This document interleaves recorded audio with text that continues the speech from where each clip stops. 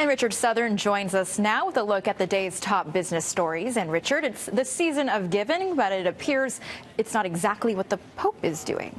Quite the story in the Wall Street Journal, Melissa, regarding the Catholic Church and potentially a financial issue that it's having.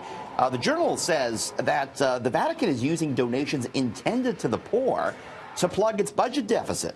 The paper says only 10% of donations to the Pope's main charitable fund go to the poor, only 10%. The Journal says the church doesn't advertise that most of what's collected, which is typically more than $55 million annually, goes towards servicing the Vatican's administrative budget. The Vatican also in the middle of a bit of a real estate issue in London, England, which has led to the dismissal of its financial regulator. And the Journal says as well it's dealing with a growing budget deficit. So some dollars and cents troubles there in the Catholic Church, perhaps, Melissa. And you might not know where your charity dollars are going, but MPPs want you to know your tax dollars won't be going towards this. Yeah, so it's that time of year when some workers are getting a raise or maybe a bonus, but that's not the case for Premier Ford or MPPs of Queen's Park as they take off for their 2-month Christmas break. It also marks the 10th anniversary of a pay freeze, which was put in place by Premier Dalton McGuinty. Now, MPPs, they earn $116,000 a year. Ministers make $165K.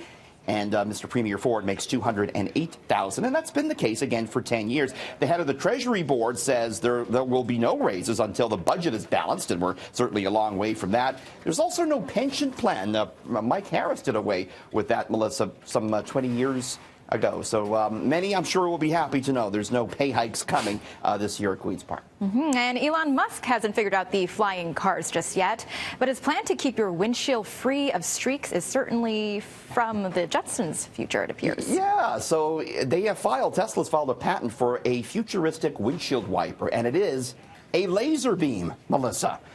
Yes, the electric car company says it envisions a laser beam that would burn the dirt and debris off your windshield instead of wiping it. Wow.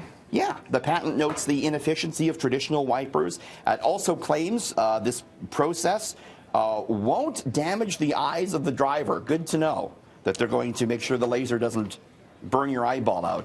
Tesla says it also wants to use the technology to clean the solar panels that its subsidiary company is working on getting on the roofs of houses. So there you go. We might be driving around with laser beams on our windshields before you know it. You just said laser beams, and literally I just thought back to when I got laser eye surgery, and I got frightened there for like a hot second, just bringing back those memories.